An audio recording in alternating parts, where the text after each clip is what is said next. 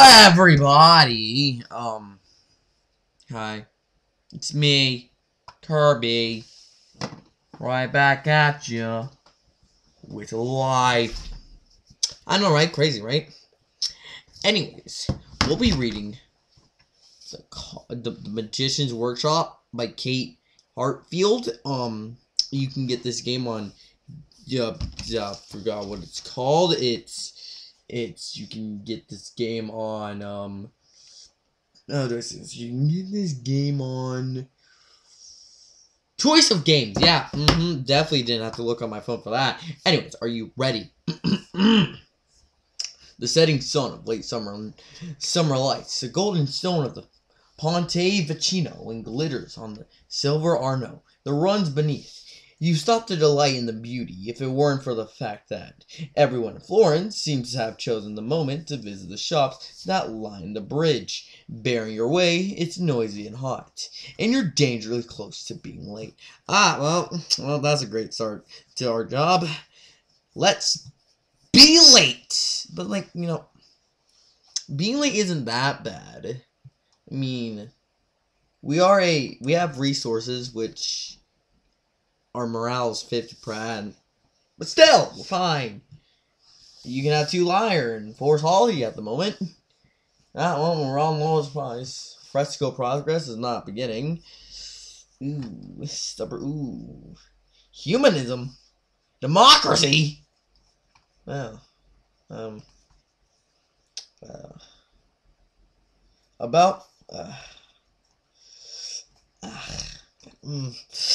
back. All day long, your workshop in the heart of Florence has been preparing to provide the entertainment for tonight's party. At the Medici Palace, you woke up at dawn to work with your fellow assistants, to supervise the students and do whatever the master asked. I like this guy. I just actually stopped talking and continue reading. But at midday, you heard an urgent message from your mother, who lived in a small house beyond the city gates. You paid a wagon driver 2 soldi and sat in between soaping baskets of veal, knowing the master would have strong words for you when you returned. And when you got to your childhood house, it was only another of your mother's bad dreams and dire warnings. She's been telling you about them more often than late. Yes, it's true. She was a gifted soothsayer. But now you're starting to wonder whether she's losing touch with the reality. Then you made matters worse for yourself by pausing on the walk home. But you can help yourself. I took the long way around to avoid gossips and bores hanging around the Plaza Pitti. I stopped to pray at the Santa Felicita. I took my usual route despite the delays caused by builders working on the Boboli Gardens. You should change your ways to accommodate them. They have to work at the less busy times of day. Now you're in trouble. You must reach the palace before the sunset bell rings from the cathedral tower. Judging from the angle of light, you don't have long. You have to get to the palace. This is no ordinary party. It's the beginning of a new era. Or at least, that's what Cardinal Giovanni de Medici hopes. The Cardinal is the head of the banking...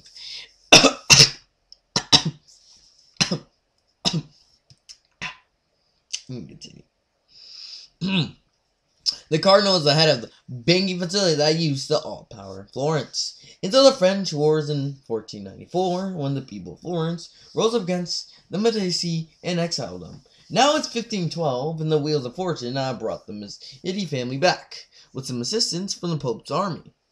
What was your first reaction when the Medicis returned? Well, the city people are people. Relief, mob rule, I've been getting named around in Florence. Yeah, no, I really care less. I'm not really relieved that they're back, but I'm also not disappointed.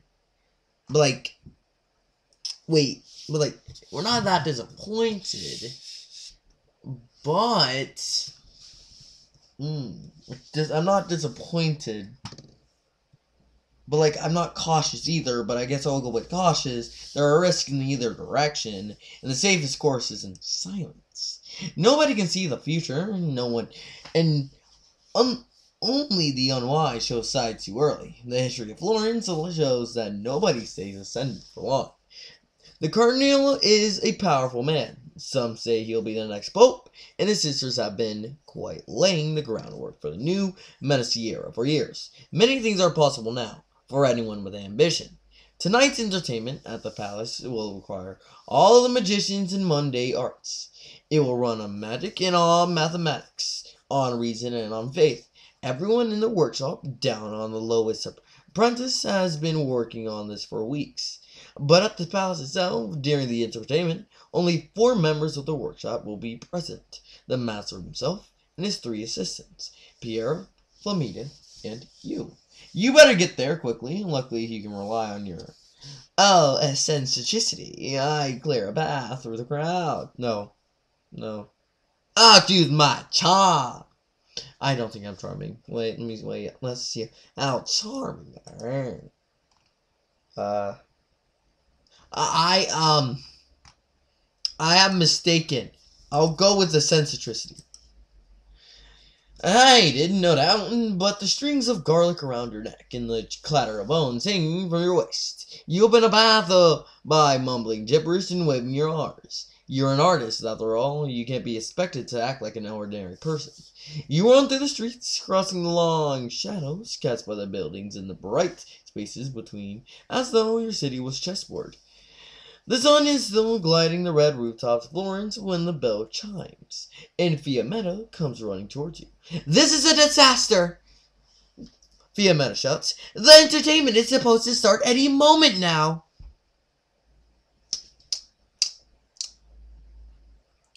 It'll be fine, Fiammetta. I'm always fine. What? Fiammetta asks, momentarily confused. Fiammetta is so spirited that the master calls her. With affection his flame in the wind, she doesn't return the affection. The burn-haired woman came to the workshop as a model. The master very quickly recognized her talents and her tendency to fidget, and gave her other work to do. Although she's now one of the top 3 assistants in the workshop, she's always suspects that the master doesn't value her enough. She's probably right. What are you talking about? She asks, and puts a hand on her hip. You think I was looking for you? You're not indispensable, but the master is. Wow. I already like this person already. Wow. You see, Fiammetta, you're going down. And yelling, Timber! I'm sorry. I'll leave. No, I can't leave. I can't. I'm sorry. Yeah, I guess. No. The master? Why? Where is he? That's just what I'm trying to find out. Piero and I arrived at the palace an hour ago. On time. Yes, I know. I'm sorry. Not only were you not there, but the master hasn't shown up either. And there's no way we can provide the entertainment without him. The workshop reputation will be shattered. We'll all be out of jobs, and we'll be lucky if we escape a beating from the Medici thugs for embarrassing the Cardinal. It's a delicate time. As if you didn't know that. I'm sure we'll find him. Damn the Massetti and the church and the master and everyone who seems determined to ruin my day. We'll figure it out together, Fiammetta. 3 heads are better than none. I said none. I want 3 heads that will be knocked together by midnight. 3 heads that will be knocked. Oh, wait. I'm done, guys. 3 heads that will be knocked together by midnight. If they're even still on our bodies, Fiammetta grumbles. You and Fiammetta walk briskly through the streets toward Massetti Palace. People look at you, vaguely cautious for why 2 assistant magicians are moving through the streets with such haste. For a moment, you see Fiammetta and yourself in your mind's eye. Fiammetta is an auburn-haired woman with steel in her gaze, and you are something masculine, something feminine. I was called a girl at birth. I can be trans. Love being transgender. I'm a man. I was called a boy at birth. I'm a woman. I can be trans. Man, I was called a boy at birth. What is your most striking physical characteristic? My laugh lines. You bear them like badges of honor beside your eyes and mouth, and marks of little well-read. You were your mother's only child, and she wanted you to become a soothsayer like her. But this is the 16th century, not the ancient world. You have to study and learn and find your own way. The other major influence in her life was your best friend, Conrad. Hello, Conrad. Sorry. Germany. We gotta have Germans around here? Germans? Conrad, who came here as a student from Germany. We were only lovers. Now we're friends.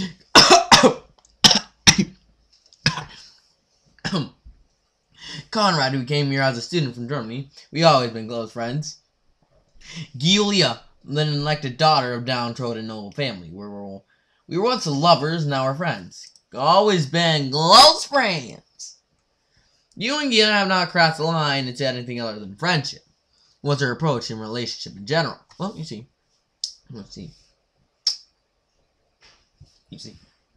I am open in both. Or either, I don't care. The feast plan on the Cardinal's Place talent requires both magicianal and mechanical skill of the highest order. The master is in charge of operating the mechanical device that sends glass pitchers out of the air above the guests, while his three assistants, you, Pero, and Fiametta, take care of the magic. The pitchers will pour whatever drink the guest most desires. When you're most ensure that the pitches dance through the air and pour in the right places. Without breaking, another must ascertain what the guests most desire. A third must change the liquid in the goblets to match those desires. All of the master students study all of the arts, but every student has a favorite subject. You don't. No. I'm gonna make it 30 minutes for you guys, because I'm nice.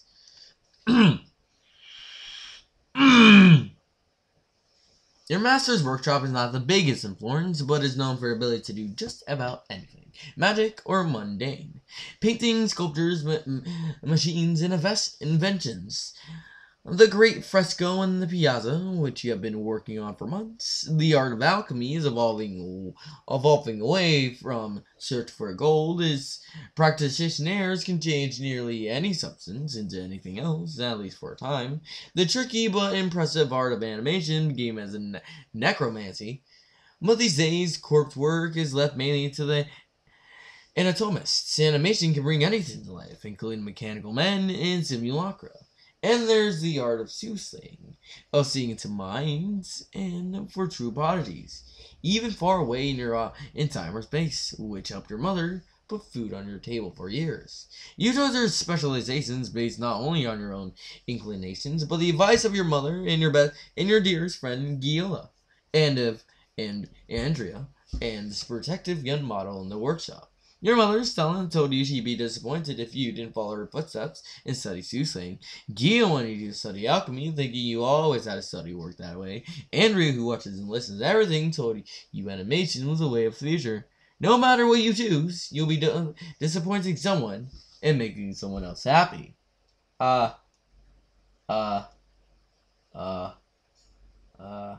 I really don't understand soothsaying, so bada bing, I'm an animation and my weakness is soothsaying. I'm not that good in I'm very good in alchemy.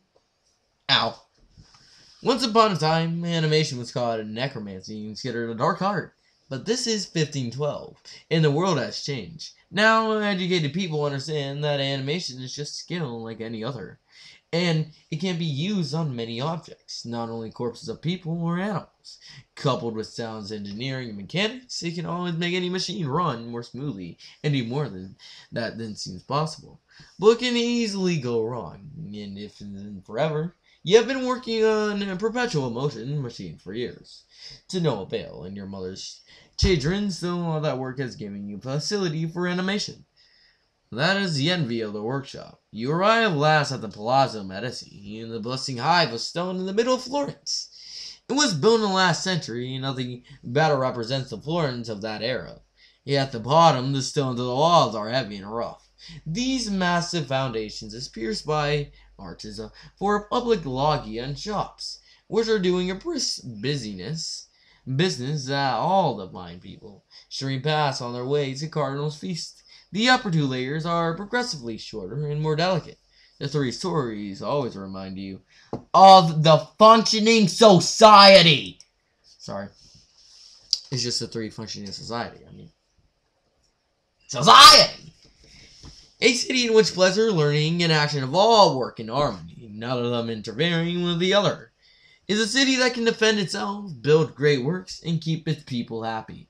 There's a noisy knot of people at the main doors, servants arguing, ladies kissing each other in the greeting, men clapping each other on the back. Yeah, everyone is dressed well, but not too well.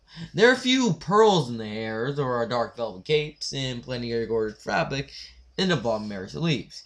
Everyone wants to look at it until they're celebrating the return of Medici to Florence. But no one wants to look as if they got filthy rich from fraternizing with the French occupants or the Medici family's enemies.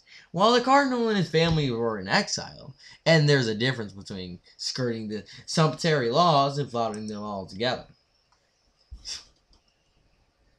It's a fine evening, the warmth of the day is just giving way to sparkle a bit cooler evening air in the golden twilight. You, Fiametta, turn into the palace before the main entrance. As the smaller door leads you into a small courtyard.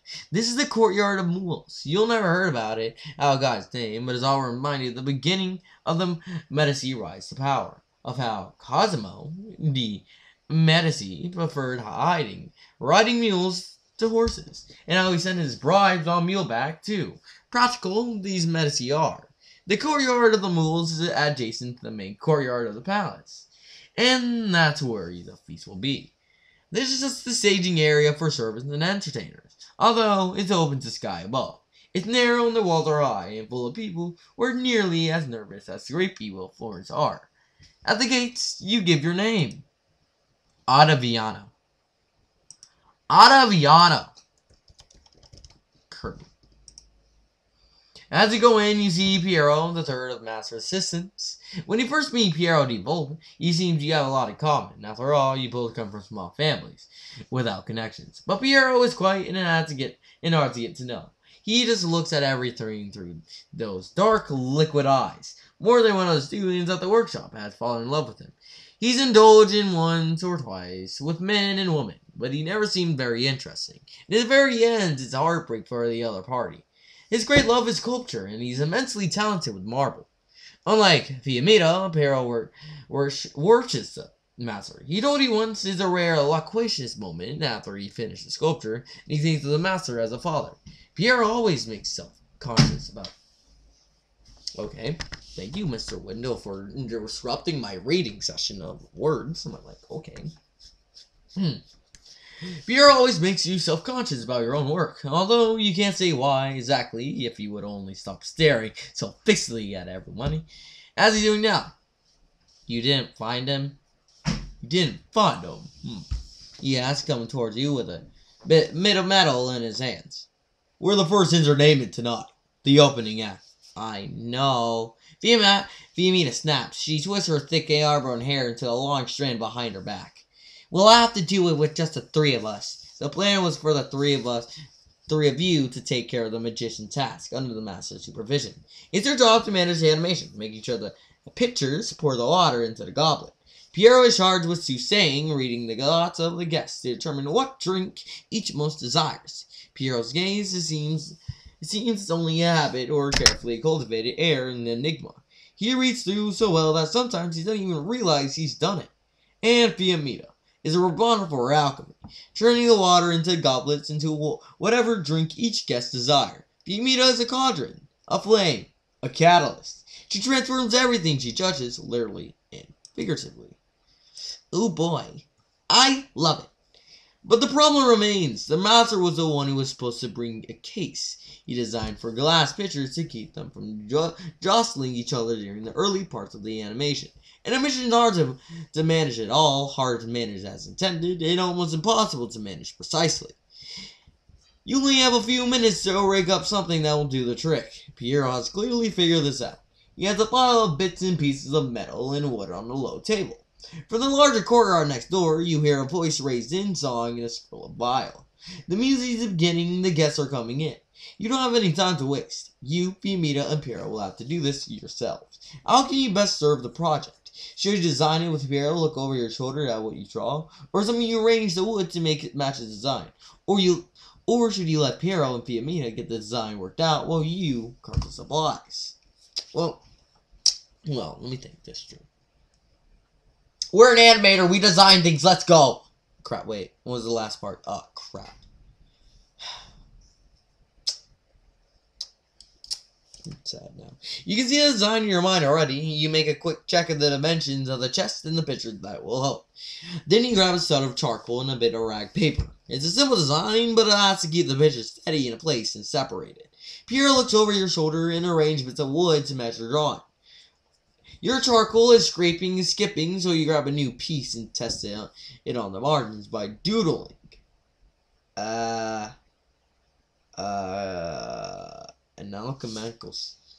alchemy? Sure, why not?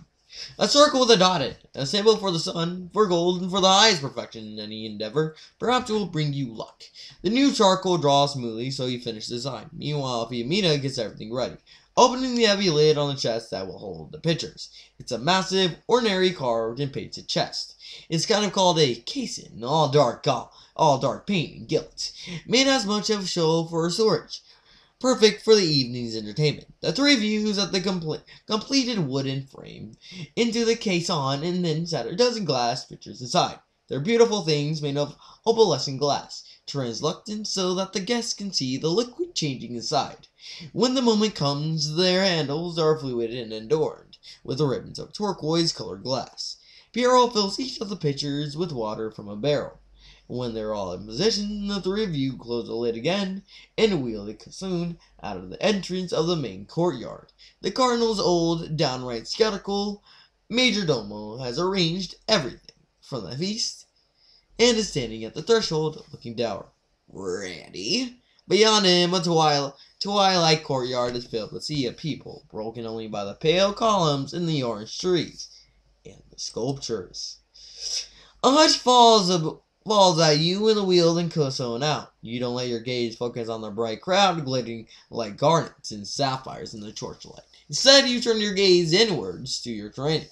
What you're about to do will only seem impossible. Now you, Piero, Fiametta are on display. Whether you like it or not, you're part of the spectacle. You even chosen your clothing you with care. Eccentric assembled design to emphasize my wizardry. I'm a wizard, Harry. You stand in a black scholar cape and a long loose overcoat sprinkled with stars. And of course, your favorite pewter amulet hanging heavy from your neck. Magic is like any other form of art. Anything can do it with enough training. But most people can't do much than conjure a dreamlike flicker of the future in their minds, or make the soup less salty, or thread a needle in the first time. Use of magic all, but what you, Piero, and Fiametta are about to attempt is the result of years of difficult training. The master professes not to believe in talent. He is fond of telling his students that he could replace them anytime with any urchin off the street. Since most of the students at the workshop can urchin themselves, they tend to believe him. The entertainment begins with the animation. Fundamentally, all three forms of magic are the same. The magician must preserve the true nature of the world and alter its composition and position of visibility. You begin the animation by serving the lid of caisson its weight, the groaning gears of its wood, the cracks of humidity, the grit in the hinges. Each of the hinges would be slightly different. Why not make them so? Well, it takes a little imagination. Change the angle of the hinges and lift the lid. It opens and assembled courtiers applaud. They know this is only the beginning. Now comes a delicate moment.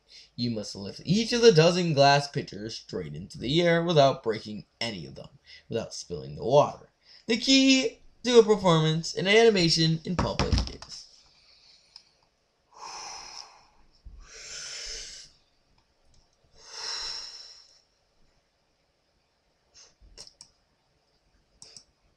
confidence. A moment's uncertainty would mean that's definitely how you talk.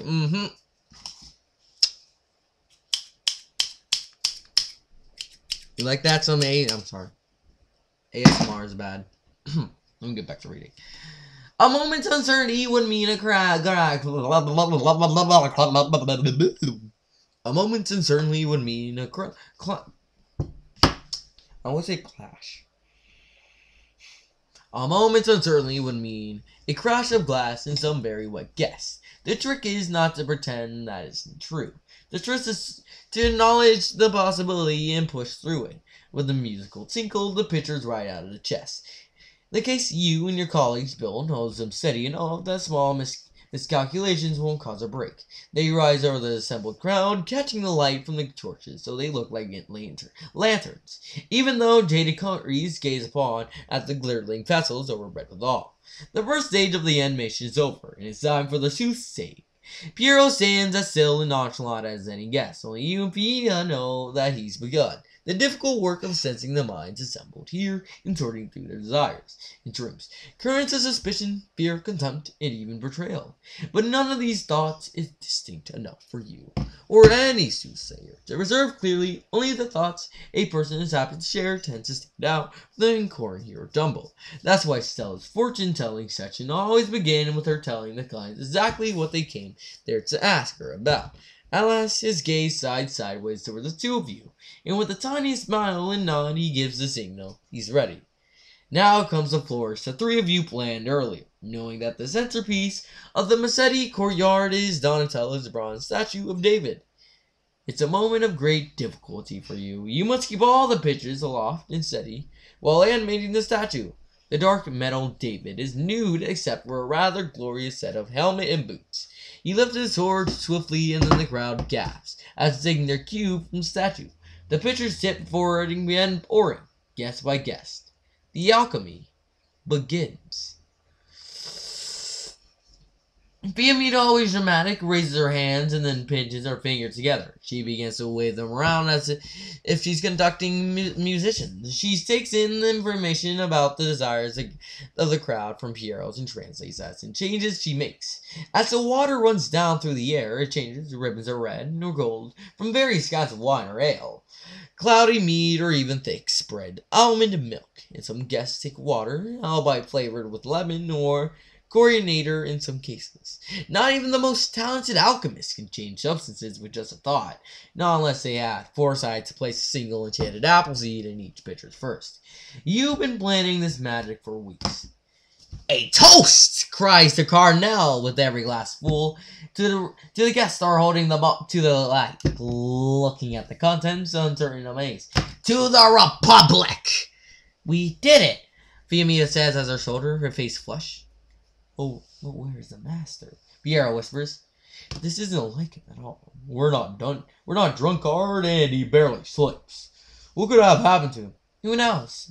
Fiametta snaps. The master keeps all kinds of secrets from us, Piero. He doesn't respect us enough to tell us everything he does. I'm sure he'll turn up when he chooses. He won't waste any breath explaining himself, so a woman hates any breath worrying about him. What do you think, Kirby? It's not rational to be confident in our opinions at the moment. You can't be rational at the opinion. Neither opinion. I have no idea where the master is, or why he's not here. Either you could be right. In any case, we can't find him out until we're spoken to the Cardinal. What the guests have drunk and marveled at the precision of the fight, magic, and the way he has dropped dead, and the Cardinal calls for music. Then he walks over to see the three of you. Oh boy. Giovanni di Massetti has been the Cardinal since he was a boy. Perhaps ironically enough, that's why the robe seems to sit so uneasily on his shoulders. He did not come to the church. It took him, or rather Pope Julius II, turned Giovanni into one of his most trusted henchmen. Giovanni went to war against the French and was captured. But then the Pope Julius made an alliance and finally beat the French back, and Giovanni di Massetti returned to Florence with a Spanish army at his back. The Massetti are exiles no longer, but the Cardinal does not look triumphant even here now at his victory feast. He looks circumspect, his face is heavy and shadowed with a ghost of stubborn beard. His lips are red. Marvelous work, he says. Where's your master so I may congratulate him? Hiding in the rafters. You can think quickly on your feet and cover it up, or you can play the eccentric and distract him with a logic puzzle, or you can just charm him with a graceful obsession and kiss of the ring. If an artist's art, then the master is present here, before you know. Ooh. I suppose that's true. The Cardinal says with a weak. You are all testaments to his training. Thank you, Your Eminence, says Fiametta and Pero near unison. I knew...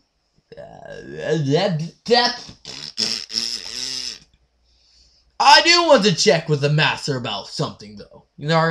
Something of a family nature. Please don't let him leave tonight without seeing me. In the meantime, let me provide each of you with a token of my appreciation for a job so very well done tonight. You're too kind, Your Eminence.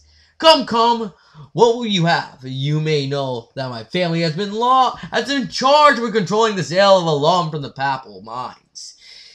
It would be a pleasure to provide the workshop with some. I know you must in your dyes, in your alchemy, or perhaps you could use a little labor. I'm sure I can find a worker on my country staff who would like the chance to get a little experience in one of Florence's great workshops. I pay their wages for a few weeks, and you could have 2 extra hands for a bit. You, Pedro, look at each other.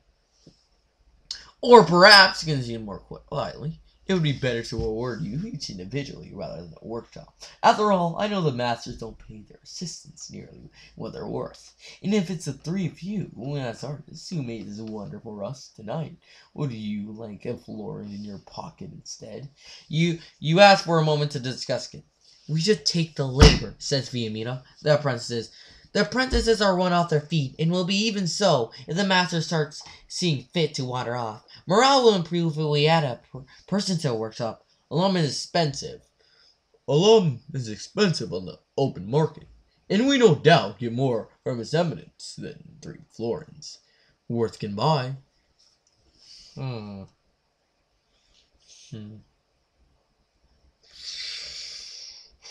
Fiametta's right. Let's take the apprentice. Hey! Anyways, guys, let's look at our stats before I end, and I see if this is good. Oh. That's definitely what I thought. Oh, went up 1. Oh my god, guys, it went up by 1. It went up by 1. Oh, a sensitivity.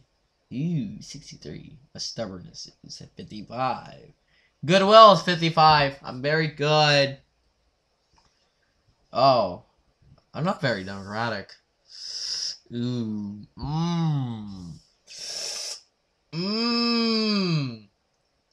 Andrea, Stella, Giulia. I'm Giulia. Well, anyways, guys, I hope you like, comment, and subscribe, and I will see you in episode 2 of Read. Can you stop, window, please? Anyways, I'll see you next time on Reading the Magician's Workshop, episode 2. Stop recording.